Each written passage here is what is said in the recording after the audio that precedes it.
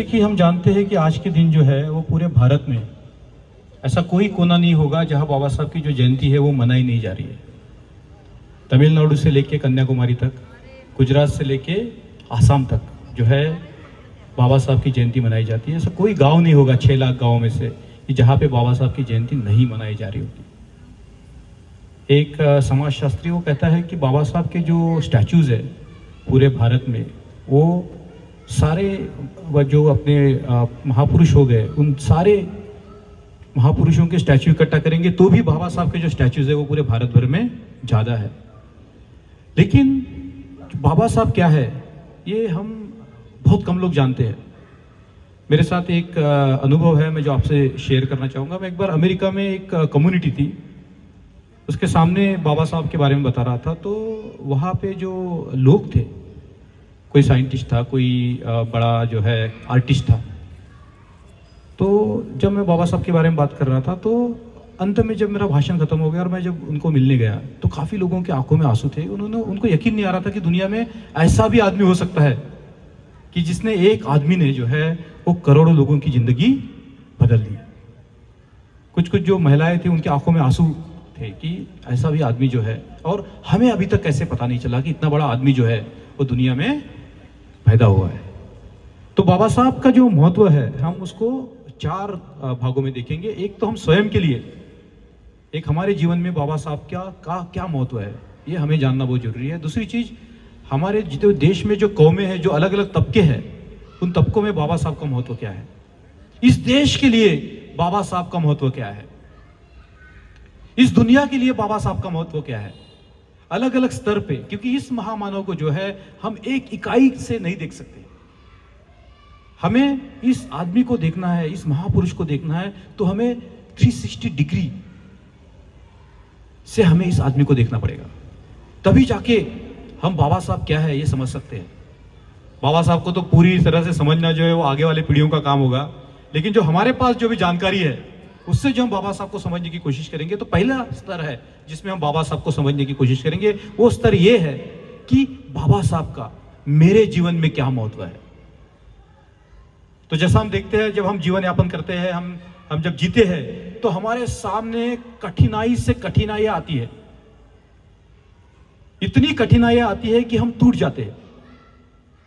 अगर दुनिया में अगर हम बाबा साहब के चरित्र को देखेंगे, बाबा साहब के जीवन को देखेंगे, तो हमें पता चलता है कि इस महापुरुष के जीवन में इतनी कठिनाइयां आई है कि अगर एक सामान्य आदमी होता तो टूट जाता।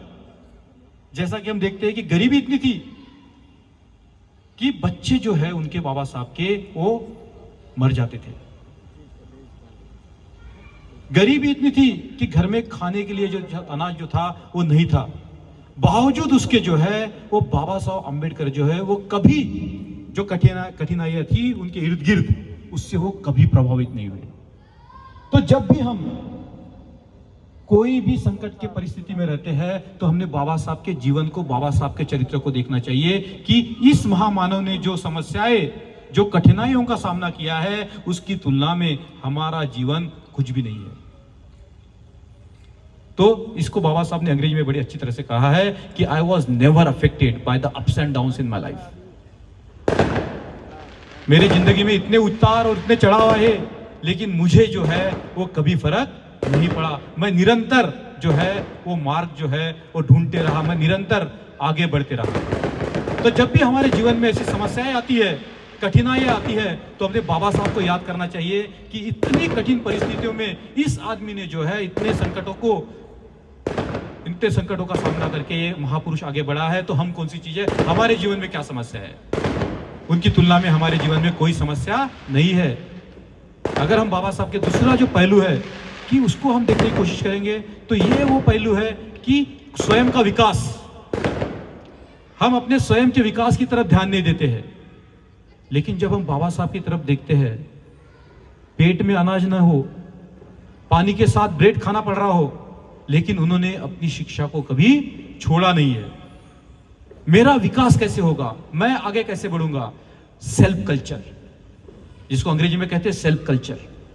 अगर हम हमारे ऊपर काम नहीं करते हैं, अगर हम हमारा सेल्फ को कल्टीवेट नहीं करते, अगर हम हमारे माइंड को कल्टीवेट नहीं करते हैं, तो हम एक मृत व्यक्ति है। जो व्यक्ति निरंतर अपने मन के ऊपर कार्य करता है, अपने मन को बनाता है, वो सही मायने में जो है वो जिंदा इंसान है। तो जब भी हम देखते हैं कि हमारा जो जीवन है हम उसमें पीछे जा रहे हैं, हमारा विकास नहीं हो रहा है, तो हमने बाबा साहब को याद करना चाहिए कि किस प्रकार हमने अपने स्वयं को आगे बढ़ाने के लिए, स्वयं का विकास करने के लिए हमने किस प्रकार कार्य करना चाहिए। तो स्वयं विकास, ये बाबा साहब से हमें सीखना बहुत जरूरी है। तीसरी बात जो हर व्यक्ति बाबा साहब से सीख सकता है वो है कि अपना जीवन कितना भी कठिन हो, हमें कितनी भी समस्या आए, लेकिन हम हरदम ही दूसरों के लिए काम करेंगे। ये जो तीन चीजें हैं, ये तीन चीजें मेरे ख्याल से हर व्यक्ति कहीं भी हो इस पृथ्वी तल पे, उस व्यक्ति को ये तीन चीजें जो है वो बाबा साहब को देखते ही उनको जीवन में प्रेरणा मिल सकती है। तो बाबा साहब का हमारे जीवन के लिए, हर व्यक्ति के लिए एक बहुत बड़ा महत्वपूर्ण है। ये ऐसा आइडियल है, ये ऐसा सिंबल है कि जिसको देख के जो है हम अपना जीवन जो है बड़े सहजता से जी सकते हैं। ये तो हो गया एक व्यक्ति के लिए बाबा साहब का महत्व। जो समाज, जो तबके हैं, जैसे हम देखते हैं कि तथाकथित भारतीय समाज में जो है ये जो समाज, ये जो व्यवस्था है, समाज व्यवस्था, वो विभिन्न तबकों के ऊपर आधारित है, जिसको हम जातिवाद कहते हैं। एक पर्टिकुलर समाज को जो है लथड़ा जाता है, नकारा जाता है, उसकी तरफ जो है वो घृणा से देखा जाता है। तो बाबा साहब का जो है वो इस समाज के प्रति, जो बाबा साहब का जो कार्य है उसको समझने की जरूरत है। जिस समाज के पास जुबान नहीं थी, जिस समाज को देखने के लिए, केरल में ऐसे उदाहरण है कि समाज के लोगों को उनको देखते ही जो है लोग बोलते थे कि हम जो है वो पॉल्यूट हो गए हैं। देखना, हम बोलते अनटचेबल्स, मतलब स्पर्श न करना, अस्पृश्य, लेकिन अनसीएबल, उनका देखना भी अनअप्रोचेबल, उनकी छाव भी आपके ऊपर गिरती है तो आप समझते थे, लोग समझते थे कि ये जो है वो कलुषित हुए हैं। तो उस समाज के लिए जो बाबा साहब ने किया है, मुझे ज्यादा वहां उस चीज को जो है उजागर करने की जरूरत नहीं है। हम सब जानते हैं कि बाबा साहब ने उस समाज के लिए क्या किया है। जो भारत का अहम समाज है, जो मोटा मोटी जो है भारत का 50% जो तबका है, जिसको हम आज ओबीसी कहते हैं, उसके लिए बाबा साहब ने इतना काम किया है कि पहले बार उनके लिए जो है वो रिप्रेजेंटेशन के दरवाजे खोल दिए। इसका मतलब ये नहीं है कि जो तथाकथित जो समाज है, बाबा साहब ने हर समाज के लिए जो है अपना भरपूर योगदान दिया है। किसी भी समाज के ऊपर बाबा साहब ने जो है वो अन्याय नहीं होने दिया है। तो अगर हम बाबा साहब की दृष्टि से हर समाज को देखते हैं, भारत के हर तबके को देखते हैं, तो हम ये देख सकते हैं कि बाबा साहब ने हर तबके के लिए जो है काम किया है। एक तबका भारत के अंदर ऐसा था, 50% तबका ऐसा था भारत के अंदर कि जिसको जो है वो किसी प्रकार का अधिकार नहीं था। उनको ना संपत्ति का अधिकार था, मैरिज लॉज जो है उतने खतरनाक थे कि सारे पुरुषों के सपोर्ट में थे। तो ये 50% जो समाज है, जिसको हम कहते हैं महिलाएं, उस महिलाओं के लिए बाबा साहब ने जो है वो स्वतंत्रता के दरवाजे खोल दिए। आप किसी भी समाज की महिला हो, लेकिन आपको संपत्ति का अधिकार नहीं था, आपको जो है वो डाइवोर्स का अधिकार नहीं था। 1950 के पहले ये सारे अधिकार महिलाओं के पास नहीं थे। ये ऐसा महापुरुष है जिसने कहा कि I measure the progress of the community by the progress made by the women in the community.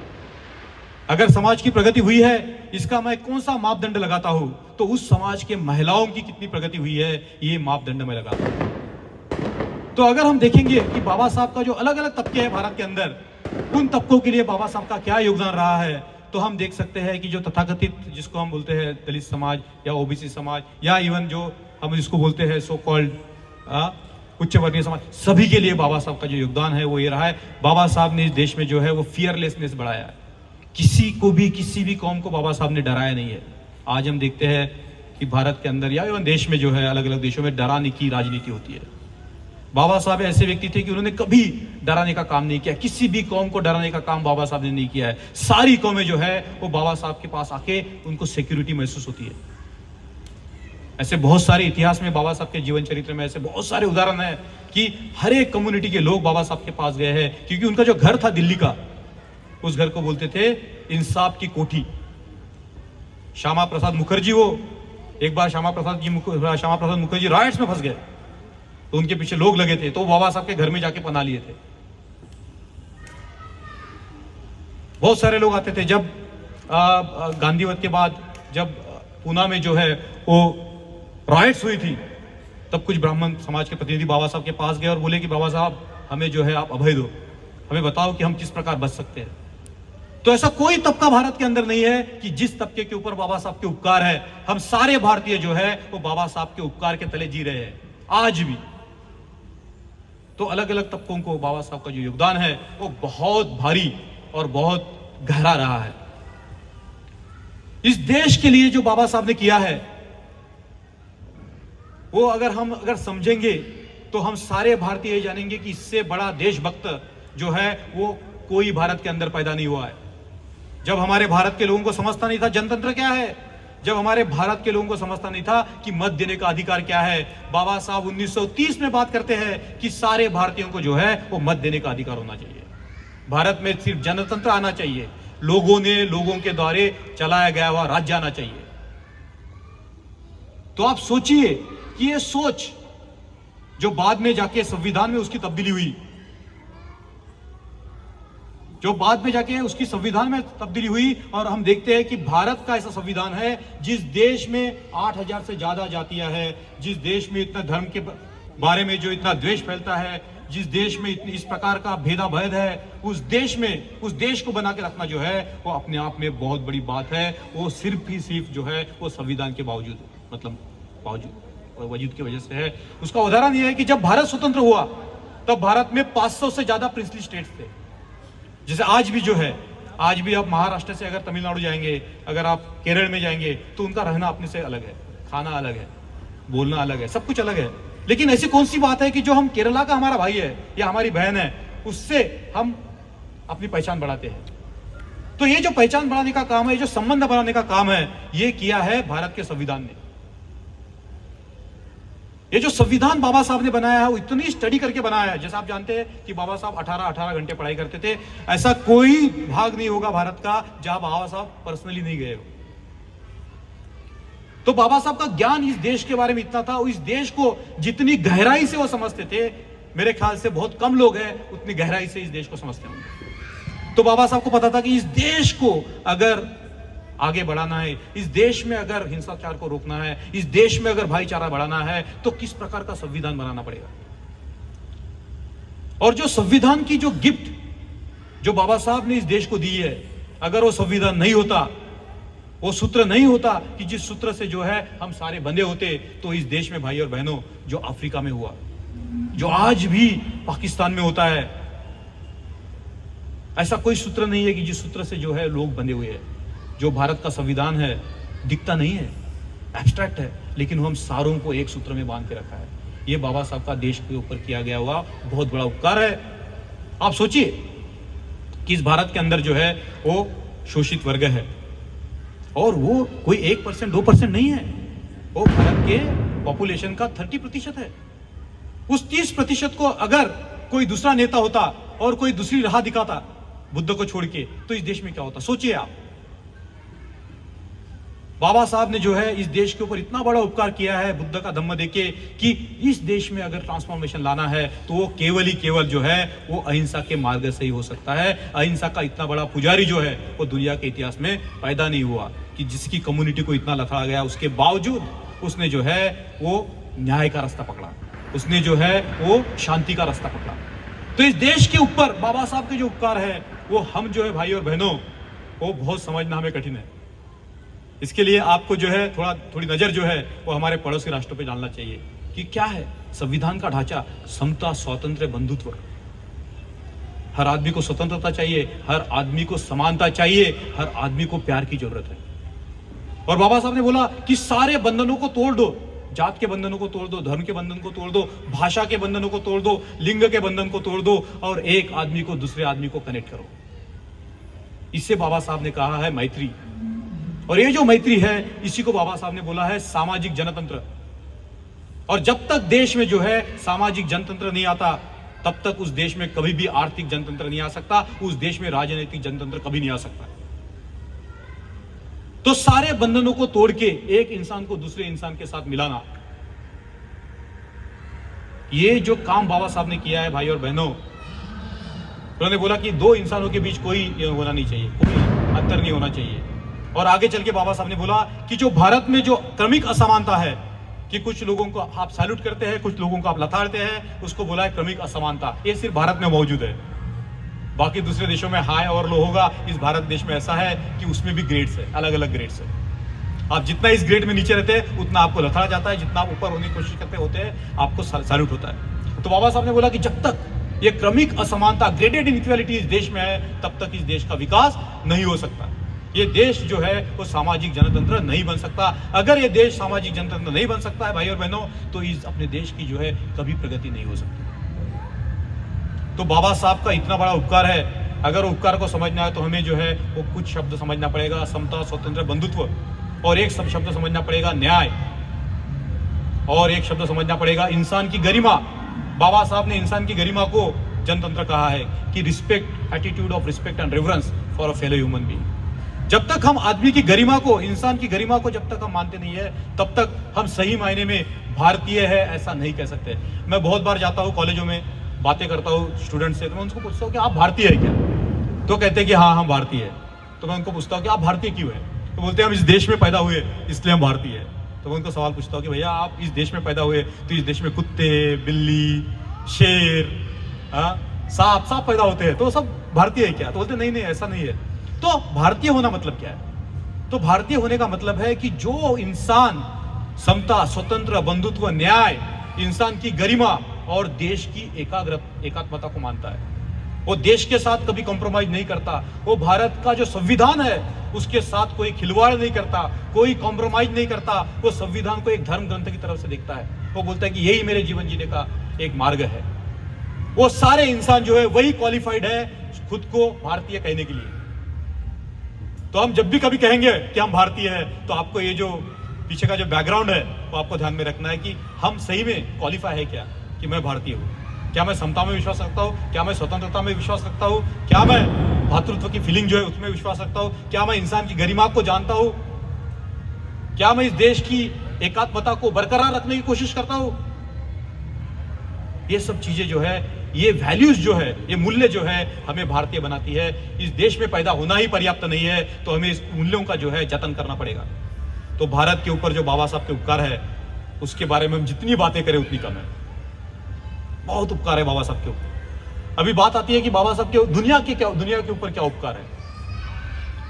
तो हम देखते हैं कि दुनिया में अभी जहां जहां भी शोषित कौमें हैं, जैसे मान लो अमेरिका में अफ्रीकन अमेरिकन है, तो वहां के जो बुद्धिजीवी है वो बाबा साहब की तरफ देख रहे हैं कि ये आदमी का जो विचार है, ये आदमी का जो मतलब व्यक्तिमत्व है, ये हमारे समाज को विकास करने के लिए कैसे मदद करेगा। अमेरिका के जिसको हम बोलते हैं ब्लैक्स, अफ्रीकन अमेरिकन, वो ये बात सोच रहे हैं। जिसको रोमा जिप्सी कहते हैं, यूरोप में एक कम्युनिटी होती है रोमा जिप्सी, जिसको बोलते हैं अनटचेबल्स ऑफ यूरोप, वो बाबा साहब के नाम पे हंगेरी में स्कूल बनाते हैं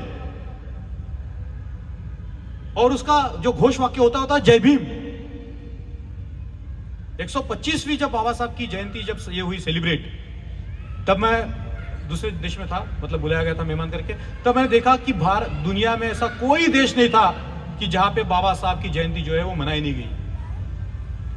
जापान में एक बुराकुमिन कम्युनिटी है, वो बुराकुमिन कम्युनिटी जो है बाबा साहब को बहुत अपना आदर्श मानती है। तो जहां जहां भी दबे कुचले लोग हैं वो बाबा साहब को अपना एक आदर्श करके देख रही है।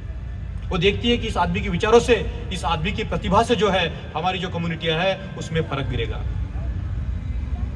जो तमाम जो बौद्ध देश है, जापान है, चाइना है, कोरिया है, वो बाबा साहब को देखते हैं अशोक की तरह, कि जिस प्रकार अशोक ने इस भारत को बनाया, जिस प्रकार अशोक ने जो बुनियाद रखी भारत की, एक समतामूलक समाज की बुनियाद रखी अशोक ने, एक विज्ञान निष्ठ समाज की जो नींव अशोक ने रखी। तो अशोक का जो आइडियल है वो जापान में फेमस है, कोरिया में फेमस है, लेकिन उनको बड़ा सरप्राइज होता है कि अशोक भारत से कहाँ गायब हुए। तो बहुत हजारों साल के बाद फिर से एक नए अशोक का निर्माण हुआ है, बाबा साहब आम्बेडकर। तो जो चाइना, जापान, कोरिया, थाईलैंड के जो बौद्ध लोग हैं वो बाबा साहब को एक मसीहा की तरह, एक बोधिसत्व की तरह देखते हैं। तो अगर हम देखेंगे कि विश्व में जितनी भी कम्युनिटियां हैं, वो कम्युनिटीज जो है वो बाबा साहब की तरफ देखती है कि किस प्रकार जो है वो हम अपने कम्युनिटी का सक्षमीकरण करें। जो घटना बाबा साहब ने बनाई, जो संविधान बाबा साहब ने बनाया, सिंगापुर के लोगों ने अपना संविधान जो है बाबा साहब के संविधान को देख के बनाने की कोशिश। इतना ही नहीं तो नेपाल ने जब संविधान बनाया तो उनका जो आइडियल था संविधान का वो था बाबा साहब का संविधान।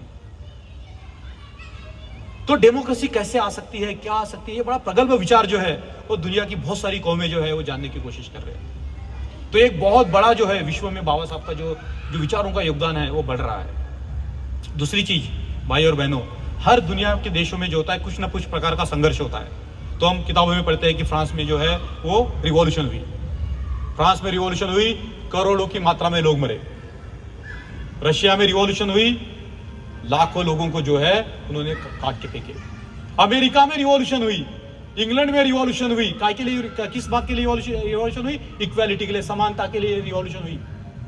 और उस समानता की क्रांति में लाखों लोगों को अपनी जो जानें हैं वो खोनी पड़ी। भारत ऐसा देश है कि उसमें सबसे longest surviving system of operation, longest surviving system of operation जो है वो भारत में कार्यान्वित है। बाबा साहब ने उस समाज की जो है वो लीडरशिप अपने हाथ में ली। अगर बाबा साहब चाहते तो इस देश में अनर्थ होता। इस देश में भी बहुत बड़ी क्रांति हुई है, इस देश में भी बहुत बड़ी क्रांति हो रही है, जिसको एक हमारे मित्र है संदीप जी, उनके गुरु कहते हैं क्रिस्टोफर जेफर लॉर्ड, साइलेंट रिवॉल्यूशन। दिखती नहीं है लेकिन जो क्रांति है वो क्रांति हो रही है, साइलेंट रिवॉल्यूशन। और वो साइलेंटली होती है बैलेट से, बुलेट से नहीं हो रही है। आप समझ लीजिए कि बुलेट से जो है वो रिवॉल्यूशन नहीं हो रही है, ये कहां से हो रही है? बैलेट से। जो तबके उनके पास प्रतिनिधित्व नहीं था वो पावर में आ रहे हैं। और जब तक ये पावर एक तबके से दूसरी तरफ शिफ्ट नहीं होता, फिर दूसरे तबके से तीसरी तरफ शिफ्ट नहीं होता, तब तक देश जो है कभी समान नहीं हो सकता। तो जो शिफ्टिंग ऑफ पावर है एक तबके के पास नहीं रह सकता, हर अगर रहा तो वो बाकी तबकों के लिए खतरनाक होता है। तो जो पावर है वो पावर हरदम मूव होते रहना चाहिए। अगर वो पावर मूव होते रहा तो जो है इक्वालिटी उस समाज में आती है। तो भारत के अंदर भी जो समानता है उसके लिए बहुत बड़ा संघर्ष हुआ है, लेकिन उस संघर्ष में जो है without shedding a single drop of blood. ये दुनिया के लिए मिसाल है कि आपको क्रांति भी करना है बिना ब्लड शेड किए, आपको समानता भी लानी है बिना मारकाट किए। इस देश में 1946 में ऐसी परिस्थिति आई थी कि सिविल वॉर लाइक सिचुएशन। बाबा साहब ने बोला कि इस देश में सिविल वॉर करना बहुत गलत बात है। अगर आप कोई भी चीज वॉर से अगर जीतना चाहते हैं तो जिस चीज को आप वॉर से जीतना चाहते हैं, अगर वॉर होता है तो उस चीज को डिस्टॉर्ट करता है। मान लो कि आप कोई चीज जो है जबरदस्ती लेना चाहते हैं तो वो जबरदस्ती में वो जो चीज है वो चीज खराब हो जाती है। तो जो हिंसा है वो हिंसा का रास्ता अपनाना गलत बात है। आप हिंसा का रास्ता तभी अपना सकते हैं जब कैलकुलेटेड हो और शॉर्ट टर्म के लिए हो। You can not apply the force for ever, आपको बहुत कम समय के लिए उसको अप्लाई करना पड़ता है। तो कहने की बात ऐसे है कि ये दुनिया में ये मिसाल बाबा साहब ने रखी है कि बहुत बड़ा जो बेसिक जो मतलब ढांचे में जो है बदलाव आ सकता है बिना रक्तपात किए हुए। और ये दुनिया के सामने बहुत बड़ी मिसाल है कि इस प्रकार की भी जो है वो क्रांति हो सकती है। तो भाई और बहनों, आज के दिन मैं यही कहूंगा, जब बाबा साहब के जीवन को हम देखते हैं तो ये 4 आयामों में बाबा साहब को देखना चाहिए कि हमारे वैयक्तिक जीवन में बाबा साहब का क्या महत्व है। पहला महत्व है कि नहीं डरना है किससे, हमें आगे बढ़ना है। बाबा साहब के जीवन में जितनी कठिन परिस्थिति आई है, हमारे किसी के भी जीवन में उतनी कठिन परिस्थितियां आई नहीं है। तो बाबा साहब से, हम किसी भी समाज से हो, बाबा साहब को देख के हमें ये देखना पड़ेगा कि ये आदमी ने किया है तो मैं भी कर सकता हूँ। दूसरी चीज सेल्फ कल्चर, हमारे विकास के लिए हमने बहुत सारा काम करना चाहिए। और दूसरी चीज दूसरों के लिए हमारे जीवन को हमने कुर्बान करना चाहिए। 3 चीजें जो है ये दुनिया का कोई भी आदमी जो है बाबा साहब को देख के अपने जीवन में लाने की कोशिश कर सकता है। तो जब भी आप कभी बाबा साहब का फोटो देखो, बाबा साहब का स्टैचू देखो, तो आप ये चीजें पर्सनली ध्यान में रखो कि ये आदर्श है मेरे लिए। दूसरी चीज, ये देश के जो सारे तबके हैं जो मैंने गिनाए, उस सारे तबकों के ऊपर बाबा साहब का उपकार है। महिलाओं के ऊपर बाबा साहब का इतना उपकार है कि महिलाओं को बाबा साहब ने स्वतंत्र कर दिया। तो देश के जो अलग अलग तबके हैं उसके लिए बाबा साहब का कंट्रीब्यूशन जो है वो इतना है कि सारे तबकों ने बाबा साहब के बारे में कृतज्ञ रहना चाहिए। इस देश के ऊपर बाबा साहब ने जनतंत्र देके, ऐसा संविधान देके कि जिसने ऐसे विविधता को जोड़ के रखा है, तो इस देश के ऊपर बाबा साहब का जो उपकार है वो हम कभी फेर नहीं सकते। और जो दुनिया के लिए बाबा साहब का जो महत्व है वो दिन ब दिन बढ़ रहा है।